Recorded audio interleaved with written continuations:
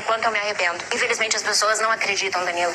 E infelizmente muitas vão ter que chegar no fundo do poço como eu cheguei pra acreditar. E é por isso que a Bíblia diz: aquele que julga estar de pé, cuide-se para que não caia. Por quê, meu povo? Porque nós somos seres tripartidos, nós somos corpo, alma, temos espírito. O objetivo de Satanás é a destruição completa do ser humano. Então é por isso que quanto mais a pessoa vai se afundando, vai deixando Satanás entrar e tomar conta da casa, a mentalidade muda totalmente. Ele vai decorando a casa da forma que ele quer. Da mesma forma acontece com o corpo. Começa a perceber, quando a pessoa começa a se afundar, começa a se afastar dos caminhos de Deus, a aparência da pessoa vai mudando. A Bíblia diz que o vosso corpo, espírito e alma sejam plenamente conservados, se conserva aquilo que poderia perder. Conservados irrepreensíveis para a vinda do nosso Senhor Jesus Cristo. Santificação, meu povo, é um processo diário. Vai você largar sua cruz no meio do caminho para você ver Satanás te vendou, você não percebeu e você já saiu do caminho estreito há muito tempo. Hoje eu sou conhecedora da palavra de Deus, mas antes eu já fui envolvida com o ocultismo. Vai eu voltar às práticas antigas para vocês verem se eu não fico 7 vezes pior. 7 vezes mais demônios, 7 vezes pior. E a cegueira fica até mais densa, a gente não consegue discernir o que está na nossa frente. A gente não consegue discernir nossas próprias atitudes. Se nós, meu povo, temos a mente de Cristo, quem está no mundo tem a mente de Satanás. O acesso de Satanás é direto à mente daquela pessoa. Existe uma influência. A Bíblia fala do príncipe do poder do ar que está atuando agora nos que estão em desobediência. A Bíblia faz a divisão dos filhos de Deus e os filhos de Satanás. E o cristianismo é a única religião que irrita quem está no mundo. Por quê? Prega justamente isso. Se você não seguir Jesus, que é o caminho, a verdade e a vida, você perde sua salvação. E seguir Jesus não se segue da boca para fora. Jesus falou: nem todo aquele que me diz Senhor, Senhor entrará no reino dos céus.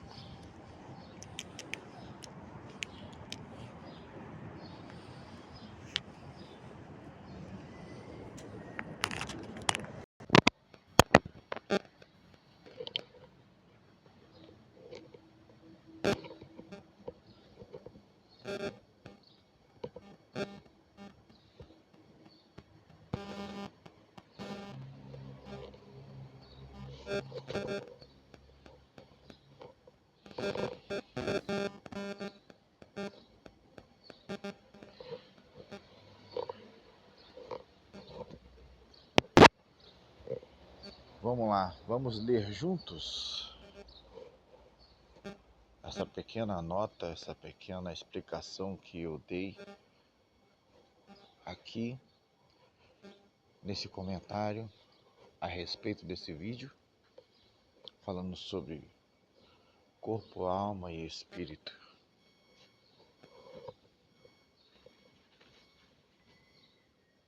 Corpo, a parte mais externa que o mundo visível vê. É usada para sentir, ter sensações. Alma, a parte que controla as necessidades, sentimentos do corpo, literalmente comandando e manipulando o corpo humano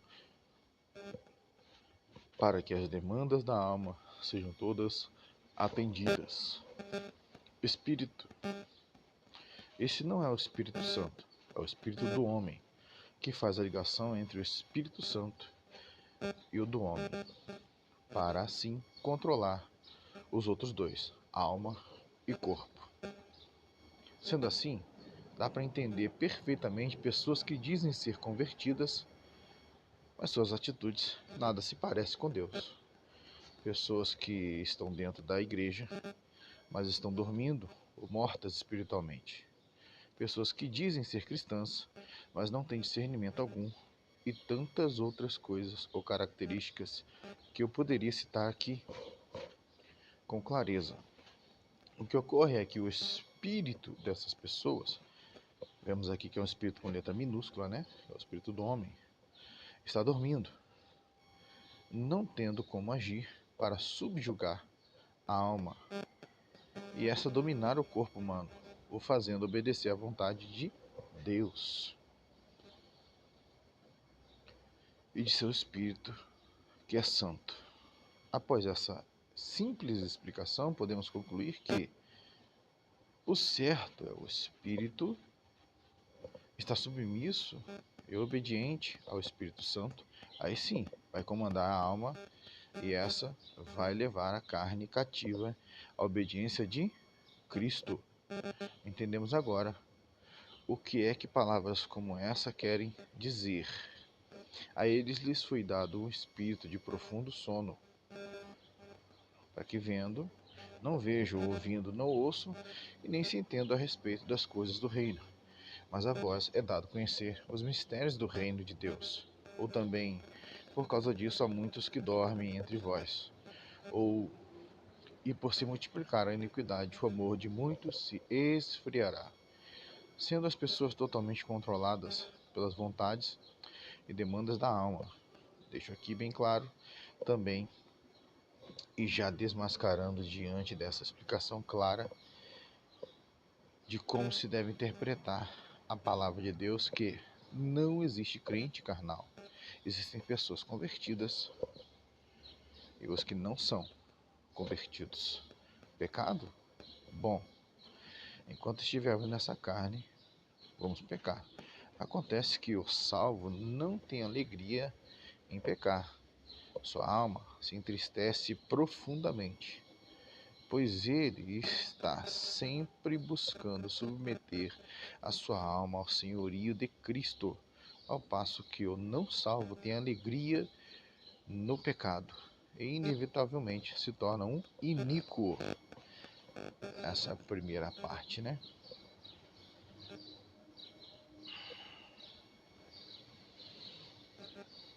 Iniquidade é a prática do pecado consciente e continuada. Entendeu agora por que Deus mandava? Aqui eu teve um erro de digitação, né? Mandava exterminar, tá?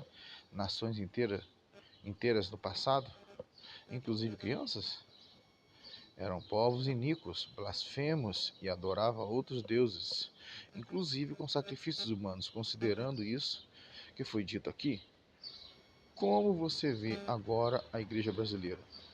Como você vê diante da palavra de Deus o povo brasileiro? É um povo que adora a Deus de fato? É uma nação de fato cristã, como gostam de dizer? Ou é uma mistura de igrejas políticas com políticas para uma falsa igreja? Deixo aqui essa meditação para os irmãos e vamos para a última parte. Deixo claro aqui que o combate é contra a falsa igreja, pois uma única, verdadeira. Deixo claro aqui que o combate é contra a falsa igreja, pois não existem várias, e sim uma única verdadeira. Sobre Deus eliminar um povo inteiro, inclusive crianças, por esse povo ser todo iníquo, foi no dilúvio. É um exemplo, né? Haviam pessoas de todas as idades. Um exemplo de como Deus fazia no passado, eliminava nações inteiras. E ali tinham velhinhos, crianças, né, pais, mães, mas eram pessoas que eram frutos da sua própria iniquidade, ou seja, tinham alegria em blasfemar contra Deus, levando vidas de iniquidade. Deixo aqui essa meditação para a igreja que estiver vendo esse vídeo.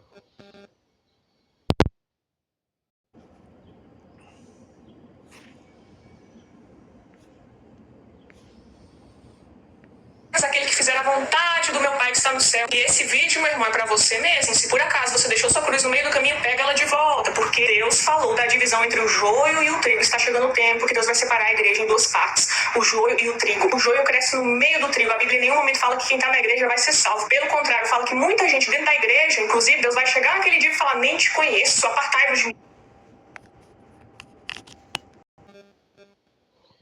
Um detalhe muito importante sobre isso eu tenho falado também, que é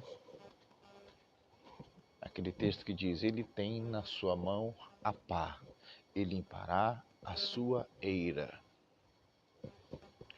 e colocará no seu celeiro o trigo, e queimará a palha com o fogo que nunca se apagará. Isso é muito mais do que um sinal de alerta.